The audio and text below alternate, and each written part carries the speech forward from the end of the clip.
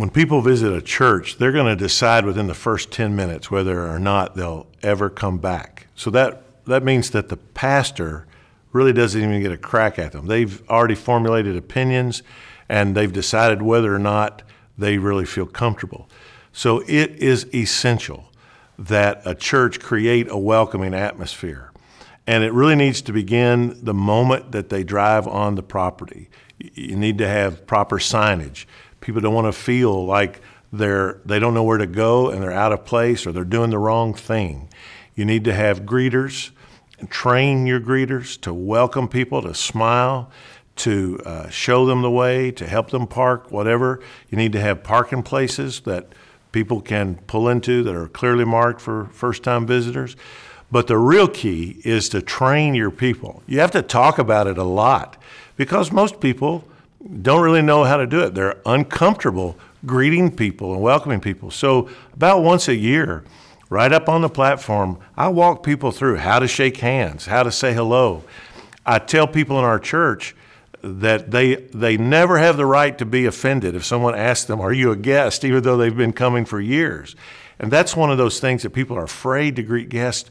What if they've been here? So we just have a big understanding in our church that if someone asks you that, even if you've been coming here for 50 years, that you should be glad because it means that they're trying to welcome guests. The larger your church grows, the more you have to work at that. And in another sense, the smaller it is, the more intentional you have to be with it because people stand out more in a small church. So whatever size your church, you really have to work on this. You have to talk about it a lot. You want to help people know what to do with their children. You need to help them know where to sit, not to feel out of place. So you really need to turn your entire congregation into a welcome team so that when they come, they feel embraced. You know, we can never lessen the offense of the gospel. Telling people that they're sinners, that they're desperately broken and in need of the grace of Jesus Christ, that's inherently offensive, and we can never lessen the offense of the cross.